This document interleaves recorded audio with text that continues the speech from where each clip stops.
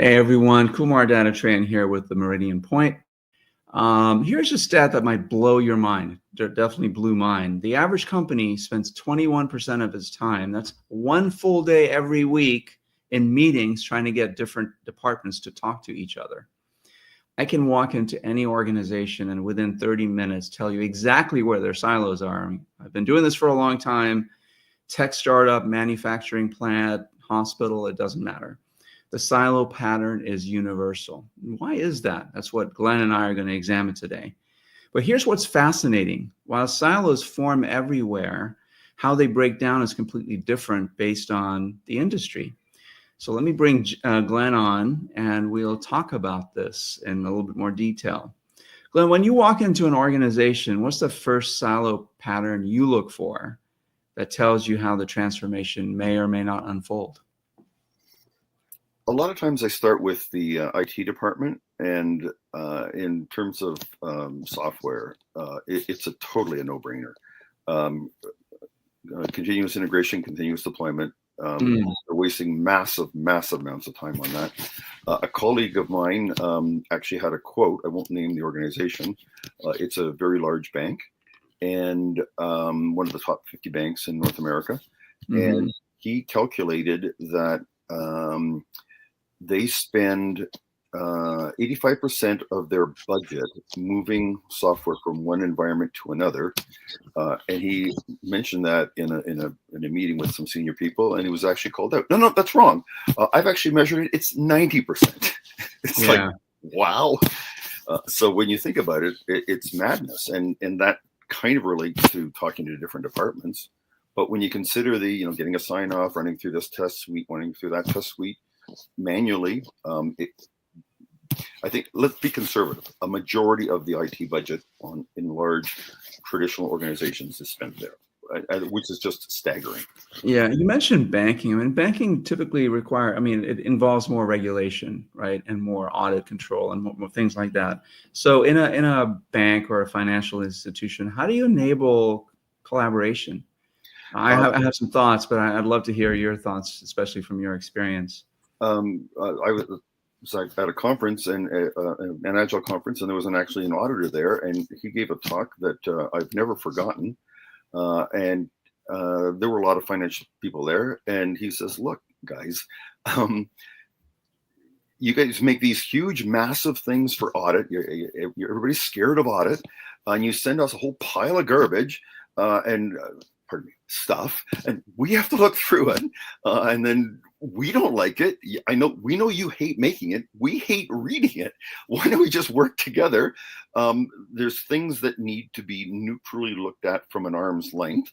But if you can sort of open the kimono and show us, a robust audit trail, which of course we'll have to verify, we'll save everybody's time." So what I drew from that was, put them on the team. It's interesting because I've in the company that I'm supporting now, they're going through a big audit process, not financial related, but still it points to some of the same challenges, right? So it's a very siloed, very hierarchical organization, and a lot of the problems that they're facing now could have been avoided had these silos been talking to each other more effectively in terms of how they communicated, how they maintain the standards that the audit is requiring them to maintain. But because they're so behind, it's causing a lot of disruption, a lot of extra work, and so on and so forth. And I'm wondering, so silos, where do they even come from? How do they arise in the first place? Right? And how can we be aware of those reasons? Can I just back up for a second to audit? The point about audit is, we have to do these things. They're very important, and it's a regulatory thing. So we're going to be checking. So please do this. And everybody goes, yeah, we'll do it. Okay, and I'll be coming to check at the end of the year. Fine. But if you had that up front, and you made a point of incorporating that up front with proof, look how much time you'd save. Instead, you have an adversarial thing, and disconnection and silos, like you were saying. But if you just work together, bridge the audit and whatever you're working on departments through a bridge, you can still have the silos, but at least you need a bridge between them. you'd save so much time. Yeah, I mean, but I guess I'm back to my original question. How do they arise in the first place, these silos, right? So what's the benefit of a siloed organization? Because it's so prevalent. Anywhere you go, there's silos. And you and I and the work that we do, we're coaching these organizations to be less siloed, right? Start talking to each other. Departments need to have established communication patterns and so on, share the knowledge so that you don't have these types of, a day a week spent in meetings trying to get departments to talk to one another. How do they arise? What's the benefit of a silo? I've been thinking about this, and here's what I think happens, and tell me what you think. A new company, a startup, they're small, they move quickly. Everybody knows everybody. They have some specials that are doing something very special because that's the reason they're there. And they have a bunch of more generalist people. They may even outsource that are doing sort of the general admin stuff, legal, finance, that kind of stuff, customer support. But they have kind of a niche of something that they know deeply. But they're small, so everybody knows everybody, and they can just do stuff. As you're successful and you grow, you get bigger. And eventually the everybody knows everything model doesn't work, or somebody screws up badly and you go, whoops, that was bad. We need to make sure that doesn't happen again. And if it's very painful, the typical response from humans, and I don't mean this as a criticism, is we try and control it. We put process and stuff around it to make sure it doesn't happen again. That's why I guess what I'm getting from what you're saying is that it's almost inevitable that as an organization grows, you need hierarchy for various reasons, to be more efficient and so on and so forth. It starts out being for those reasons, but then it actually leads to inefficiency and waste, right? As organizations get bigger and bigger, the hierarchy grows stronger and stronger. The silos get more impermeable to other parts of the organization. And that impermeability causes conflicts, communication breakdowns, learning breakdowns, things like that. I think it's even more fundamental than that. I think our humans' natural reaction is to control when you have something bad. Okay, we better put some process around that, make sure that doesn't happen again. I don't think that's actually the best approach. I think the best approach is to say, let's look at what happened and let's educate the people and come up with a lightweight process that will make sure that doesn't happen again. Now, it might involve having an auditor, say, we've been talking about audit, which is kind of like the audit department, but they're more advisory and after the fact monitoring, as opposed to a separate department. And but unless we have a culture and a mindset of growth and training and working together in a cross-functional team, the natural instinct is, okay, let's make a new department called audit. When really you should say, let's get somebody who's representing the audit function, wearing the audit hat, and have them on the team as much as is needed. Yeah, right.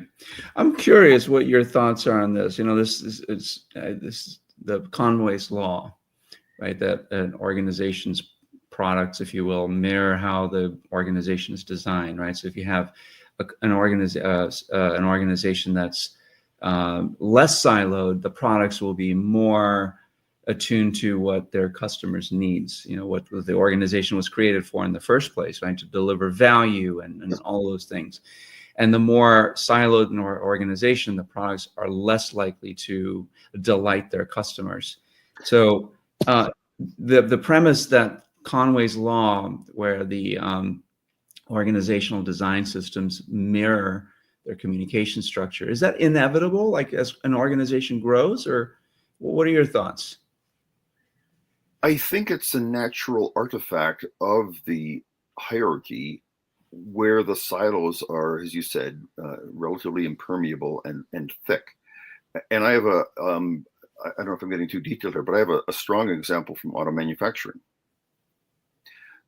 This one is from Tesla, the car company, not Elon Musk.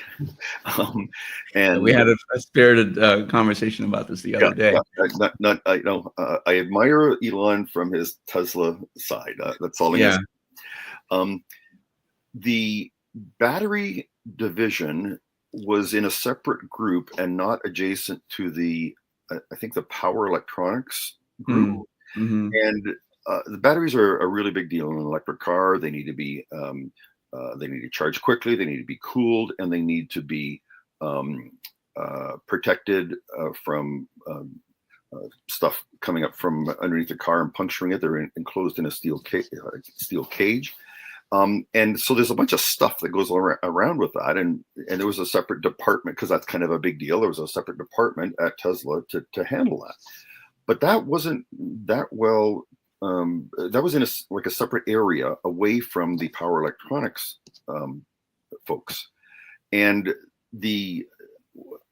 I guess it came when they came to integrate it. There were some difficulties and some overly complex interfaces that they made, and Tesla does a good job of looking for ways to improve. And so they realized, well, how come you guys didn't talk to these guys? This is a pain. If you just talk, blah blah blah. So there's a perfect example. And so then they relocated the battery folks beside the powertrain electronics folks, so that didn't happen again. Simple. But this is natural. It is. However, you have to take into account the leadership there, right? So Elon Musk, not Elon Musk, the politician, but Elon Musk, the engineering, the genius, the mind, right, behind these companies. Mm-hmm. He has always stressed visibility, transparency in the communication process. So there's been several articles written about his memos to employees saying, hey, if you encounter an issue, any kind of an issue, you don't have to go to your manager to fix it. Go to where the issue originates. Go to that person. Bypass the hierarchy. Bypass the silos. Go talk to the person where it originated, so you can bypass all of that stuff, all that red tape, and fix the problem at the source. Correct. So that came from the top, right? And that would be one silo busting strategy, is to empower people to take decision making, if you will, into their own hands and go find where the problem arises and go fix it. I would position that slightly differently. I view that as a very strong bridge. So they're tunneling into one silo, tunneling into the other side, and having this conduit so they can go back and forth easily. You still would have the silo. Let's say a person in silo 1 talks to silo 2 directly, going back and forth. Then they go, yeah, you're right, man. I see it, or man or woman.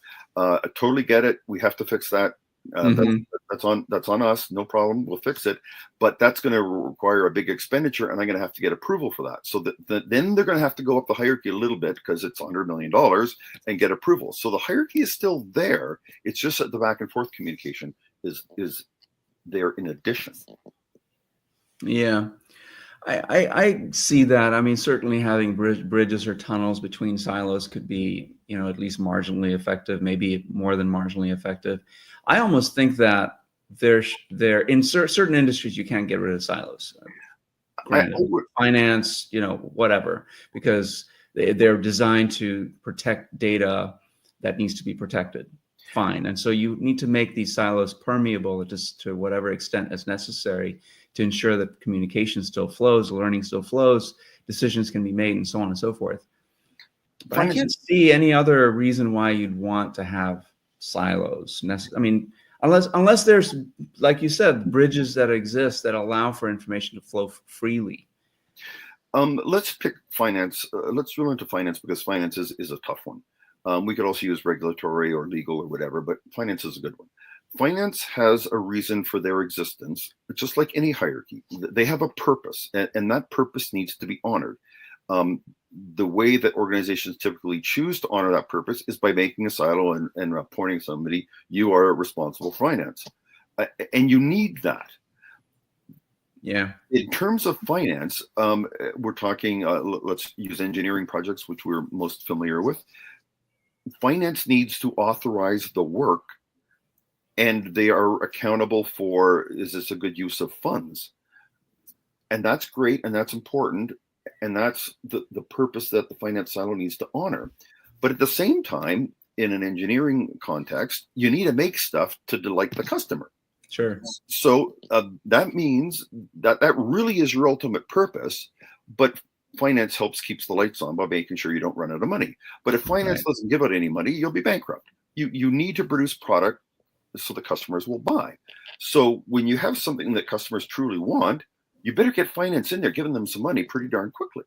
So I submit that finance, just like there should be a bridge over to finance, and we have some new work coming down the pipe. Call up finance. Hey, we got some new work. We think it's going to make a huge pile of money. Quick, come on down. So they come on down. Wow, that is great. I agree. But by the way, we just brought this $50 million machine, so our cash flow is really tight right now. So we'll be sure and do that in the next quarter. But you got to chill a bit for now. But you can absolutely get started. I'll give you enough money to get started, and then you've had a conversation, and it's not adversarial, and and they're part of the team. And the engineering team in this case would of course say, "Oh wow, I didn't know that. Of course we can't be short of cash. No problem. We'll slice it in such a way that we'll back end load the expense." Yeah, I think maybe that's one approach. It's probably the less radical, I suppose, less disruptive approach is to build these bridges and tunnels that allow people to collaborate as needed. I mean, there's maybe more disruptive approaches like ING Bank's transformation, and in that transformation, they literally reorganized their entire sort of business focus products that they created, and the people that supported those, the creation and engineering of those products, if you will, right, into these cross-functional tribes, if you will, that were organized around customer journeys. Same thing with Amazon's, the two pizza team model that I'm sure you've heard about, and many of our listeners have heard about. It's essentially, before this was a thing with Amazon, they were just these large cross-functional teams with really unclear ownership and unclear vision, mission, whatever, and they reorganized into these two pizza teams, if you will, small autonomous teams that owned entire customer journeys. And there seemed to be a sort of a familiar ring between different industries, like ING, it's a bank, it's a financial institution. Amazon, totally different. It's e-commerce and much more, right? Haier, they build all sorts of appliances. And they certainly are probably the most extreme example of the inverted pyramid model, where leadership sort of inhabits the lower rung, if you will, and they support thousands of autonomous teams that are designed almost like an organism. They have specific purposes that do specific things, but they're connected in this network, if you will, that allows them to operate very efficiently. So where am I going with this? I think there's probably places where the model that you're talking about in financial services, like where Sarbanes-Oxley is, or regulatory requirements are really important, where you need to have separation between certain functions. However, you need to make the boundaries permeable to a certain extent and have bridges that allow collaboration and communication to exist. Meaningful collaboration and communication. Okay, two things. People say this, but I've never accepted it. If you're regulatory, you have to have a lot of hierarchy. I completely do not accept that. Regulatory means certain things have to be done, period. Certain documents need to be produced. Certain regulators need to endorse certain things. Maybe you need independent, if you're pharmaceutically, maybe you need an independent lab to randomly inspect whatever.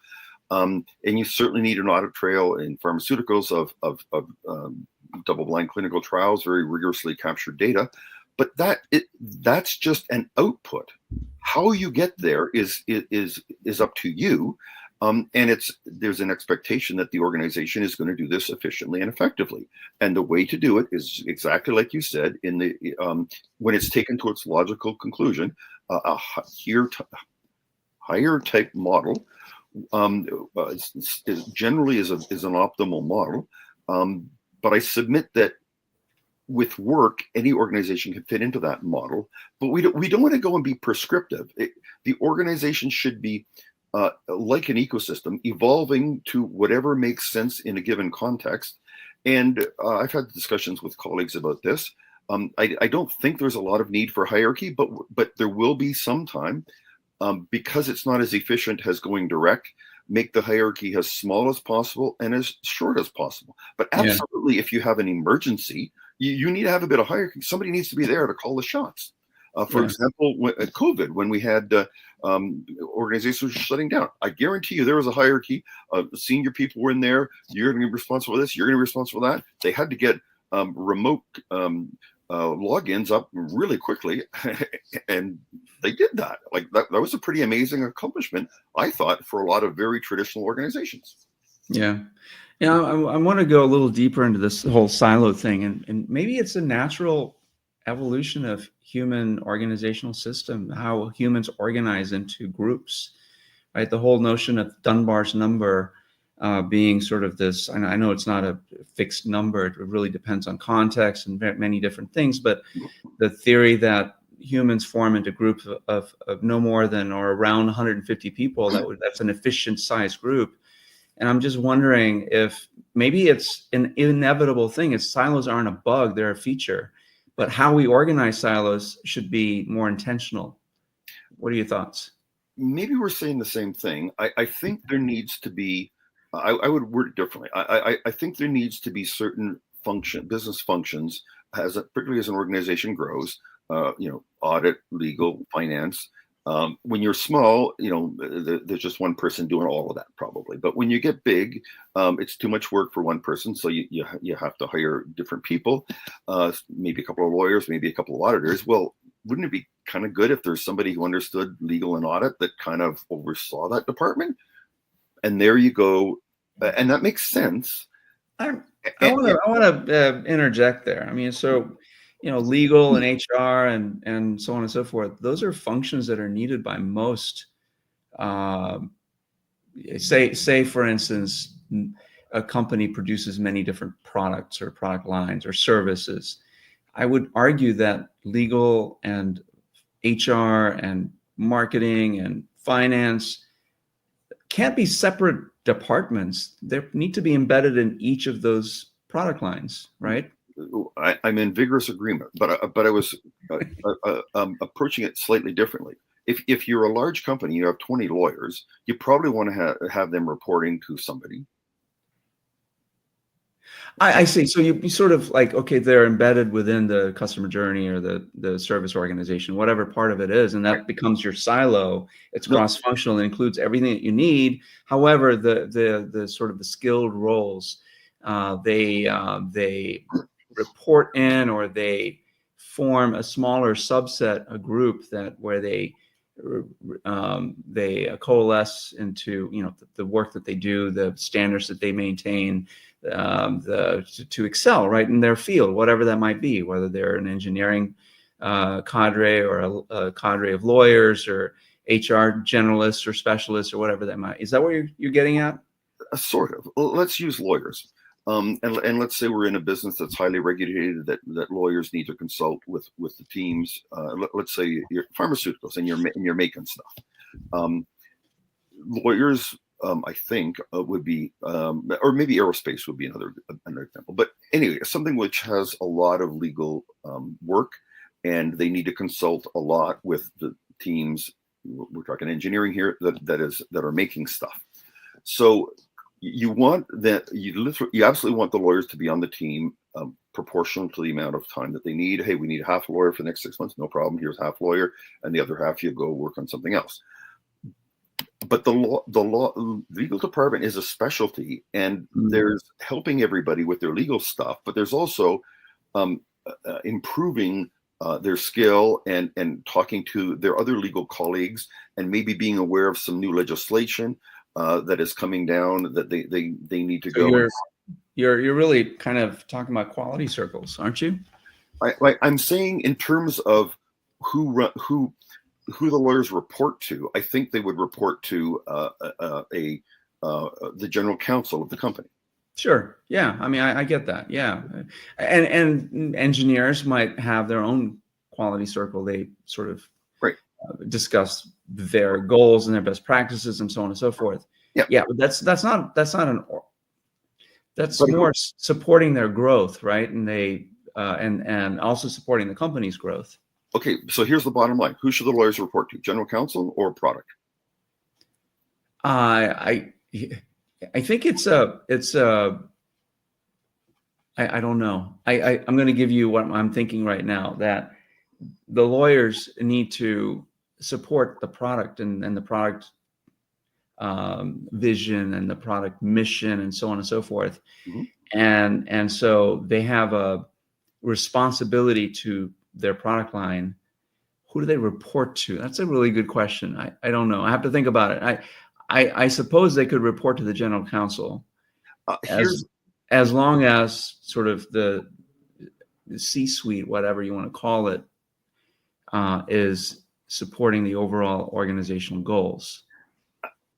Let me just throw this out there. I think they have to, because there's legal stuff that the legal department simply is responsible for, and they have to honor that. Yeah, And that's true. they have to sign off on that. So when they're wearing their lawyer hat, they're representing the legal department and general counsel, but they're absolutely embedded in the team so that their communication can be as efficient and as effective as possible. Yeah, that makes sense. Coming back to the Tesla thing about go direct.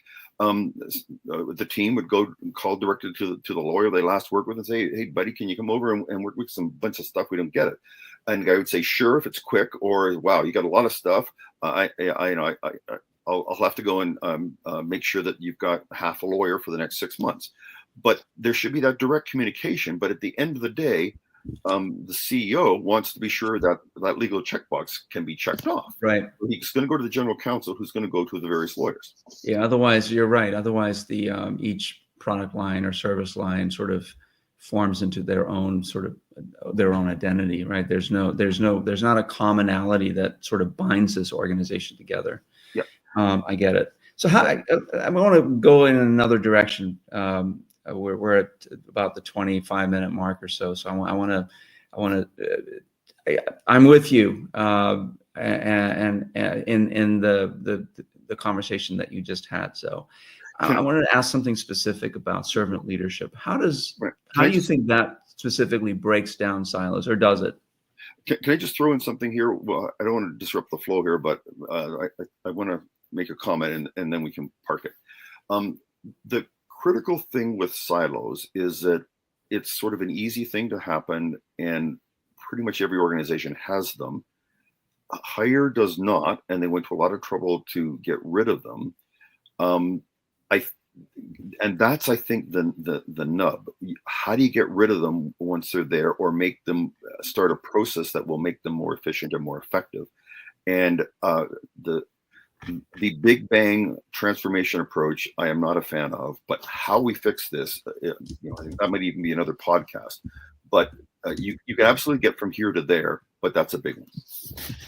I don't know that Hire doesn't have silos. Maybe the silos that they have are more permeable and smaller. The groups are smaller. I mean, I don't think they have a group that's more than 50 people in size. And so, if Dunbar's number is 150, so their silos are smaller. But I don't know. I mean, I would, if you want to characterize them as silos, because to me, it's still a group of people that have a common purpose, a common mission, a common vision. However, at Hire, these smaller groups still interact and integrate with other groups that have similar spaces. I think the idea is, if you can do it quickly yourself, just do it quickly yourself. If you need a team and it's going to be long-lived, make a permanent cross-functional team. But have the structures that you need appear organically, quickly, with low overhead. Do whatever you need to do, and then when that no longer is effective and efficient, pretty effective, you seamlessly morph into something else. You don't ask permission, you just do it.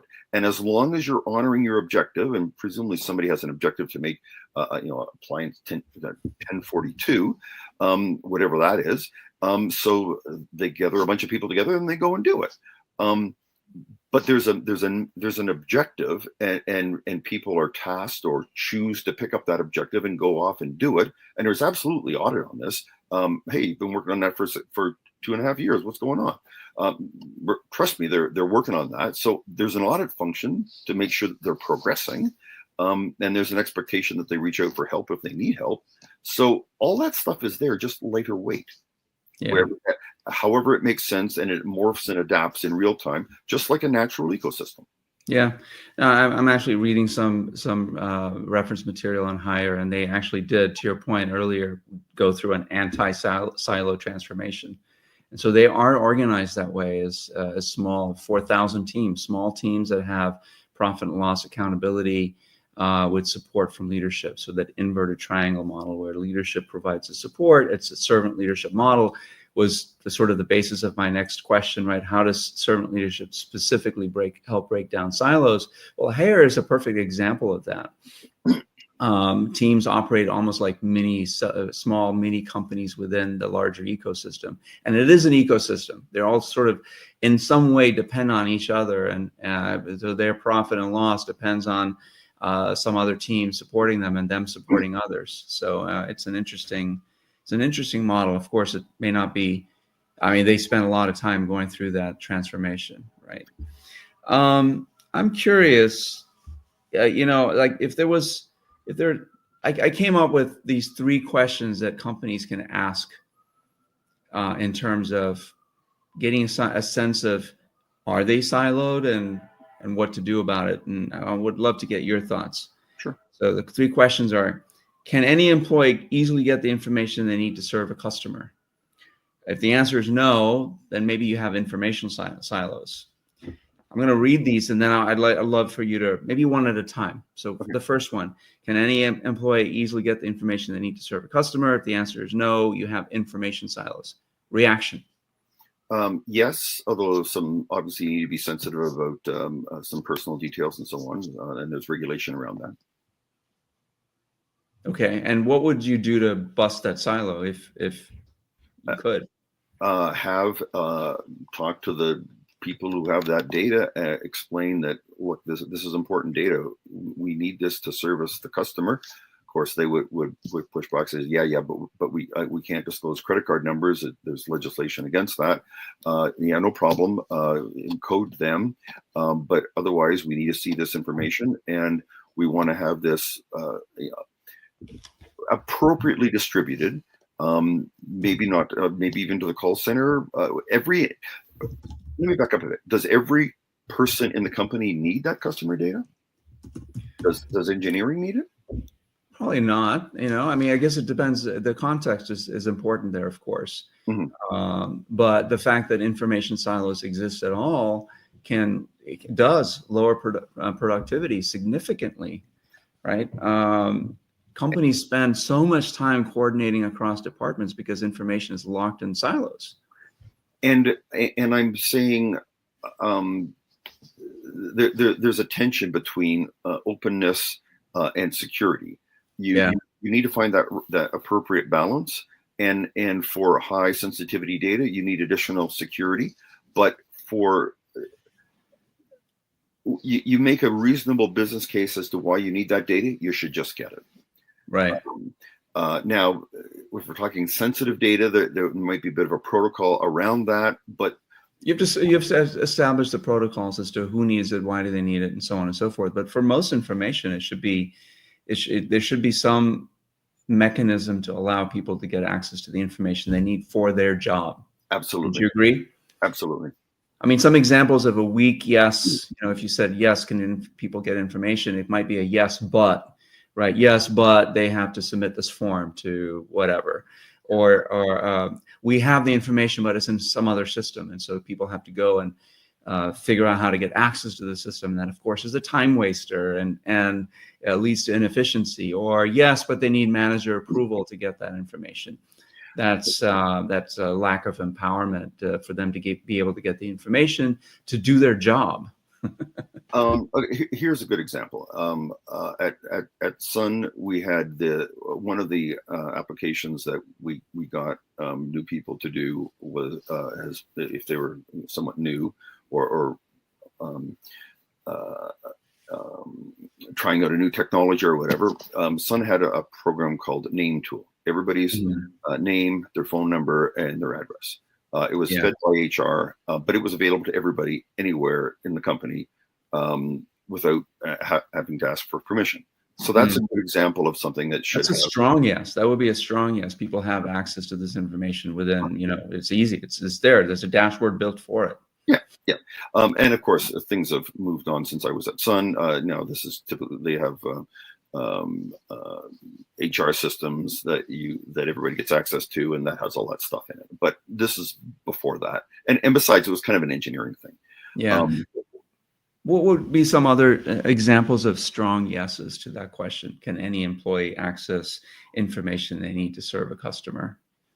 From your experience, or just thinking of examples? And I mean, to me, we work with a company using the disruptor method, and it would be something like customer service can instantly see what marketing promised and what products were delivered. Right. So that was something that happened through working with this company and making sure that marketing and engineering and product and manufacturing all were aligned and they had access to the information that they needed. A great example. Let's continue with that. Finance, they got to be a little careful. If you're publicly traded, there's regulations around disclosing financial results. So that's a wrinkle. You might want to are you going to let people see invoices and revenue? It is a good idea, open book management. But if you're publicly traded, there are some rules around that. And you simply, I believe there's legislation. You can't know the quarterly numbers before they're officially released. That's against the law.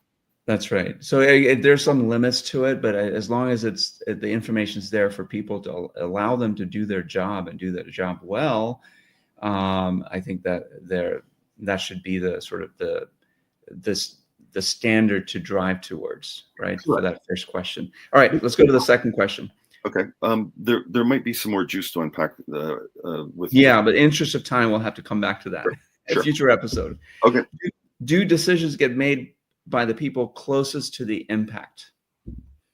So what would be closest to the impact or closest to the information?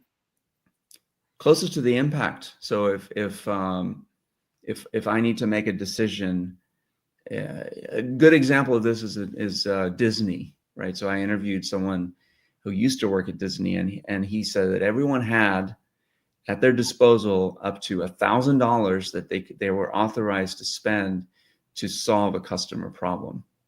They didn't have to ask anyone any permission. They could spend it. So, if a customer's disgruntled, they come to the counter like, whatever the complaint was, that person was authorized to resolve the issue up to $1,000, give them a free hotel room, a free night stay, or a free dinner, or whatever it might be, anything to make that customer happy. Good practice. And I'm sure they audit it, and I'm sure they have to go and provide receipts and everything. And if somebody was doing it excessively, I'm sure they would have a little discussion, around training. But I think that's an excellent policy. Yeah, and the no answer would be if you say no, people closest to the impact don't have that authority. Like say customer service rep, do they have the authority to issue a refund? No, they don't. Okay, then you may have an authority silo, right? You have to go get permission to do something, to do your job. Yep. Your job is to satisfy the customer, but you can't because you have to get permission. That is an authority silo. Part of satisfying a customer is addressing their concern in a timely manner. And if you have to go off and get permission, there's a timing issue. Yeah. Right. I mean, and so there's sort of like, soft yeses or soft nos. Could be, we don't blame anyone, but we know whose department is really responsible for this issue, this impact. So while they may take care of the problem, they're leaving maybe a bad impression for the customer by saying, "Oh, it's not our fault; it's somebody else's fault." Terrible idea. And customer service should be able to go to talk to any department and say, "Hey, we got 20 complaints about that, about this thing. Is something broken? Did you guys just change your software? What's going on here? And rather than put a ticket and throw it into the queue, just call a person directly. Yeah, you have to put in a ticket because we need to track this. But yeah, I'll get on that right away. Text me the ticket number when you got it. But you want these low friction, direct connections at all times with whatever you need to do your job.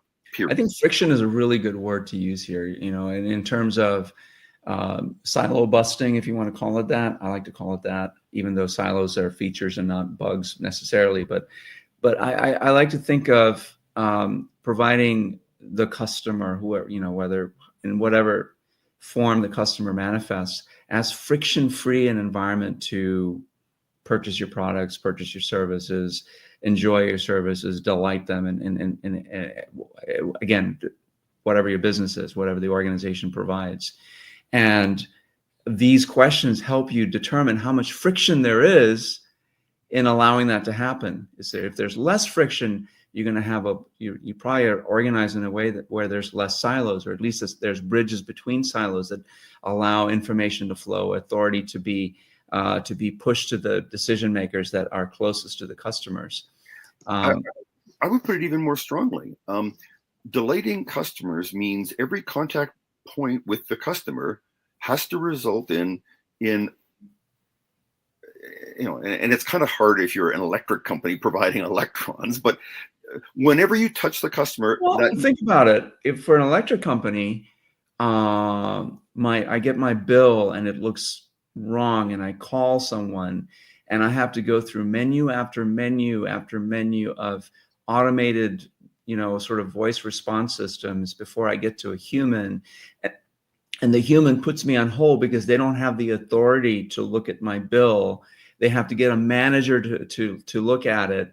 That is a very friction-full experience. There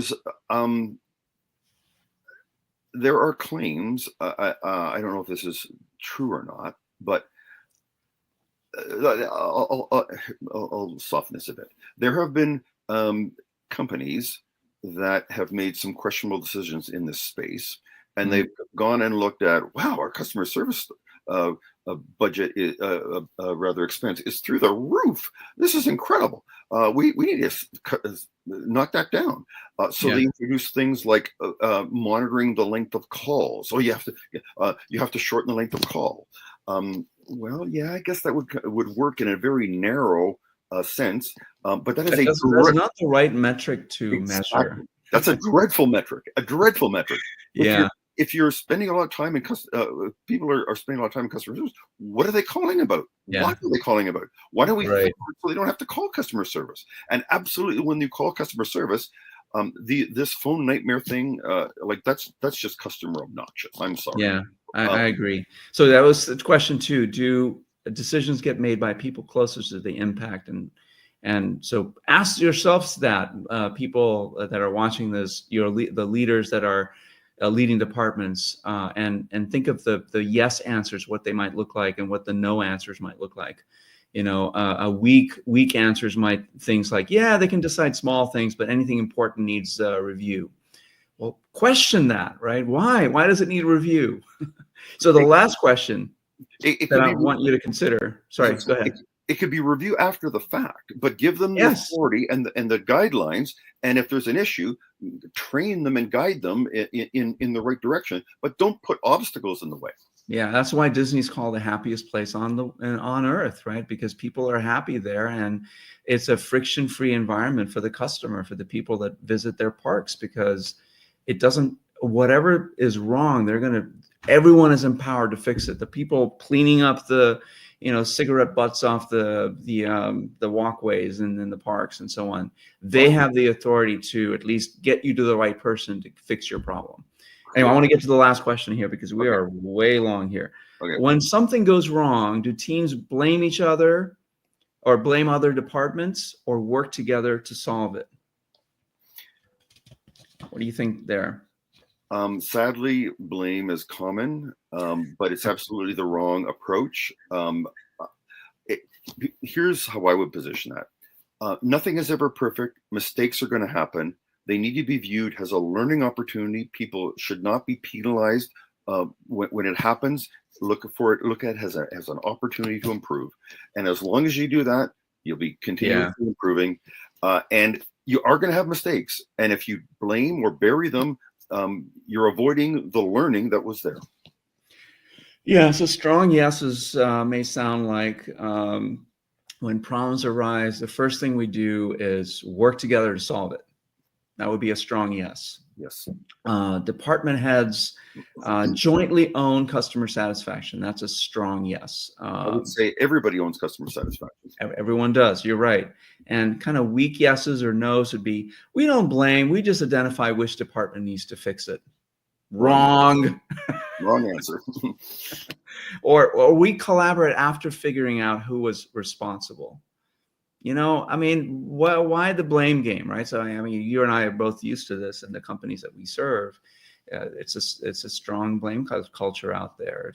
And it shouldn't be that way. It's very indicative of silos, unhealthy silos. Silos exist everywhere, to your point earlier, and the unhealthy ones exhibit those types of behaviors. But this kind of comes full circle. If we had departments collaborating strongly together, you wouldn't. It's that department. No, they're on our team, man. Don't. Yeah. The notion of blaming a department goes away when you have bridges between the silos. That's right. All right. We're at the 45-ish minute mark, so I'm gonna say we should probably end this one here. What do you say? I think so. This turned out to be kind of bigger and deeper than I thought. I think there's a lot of juice here, and I think we absolutely need to go back to perhaps another podcast. Wherever you are today, how do you get to start making some steps to get to where here is without blowing the whole place up, without doing a massive, expensive, dangerous, risky transformation? I think there's definitely a topic there. Yeah, and I'm going to accompany this broadcast with a blog post and a little diagnostic, the 3-question diagnostic, and maybe one a little longer. So just look for that in the show notes below, because that can help you at least get started, have the conversation. The 3-question diagnostic. Look, we spent 20 minutes talking about those 3 questions, and I bet you if you talk to your teams and just ask those 3 questions, you can have a really frank conversations about where the problems exist in your department, division, company, and what steps you might want to take to bust your silos. All right, with that, thanks for watching, and we will see you next time. Thanks, Glenn, for joining me. Thanks, Kumar. All right, bye-bye.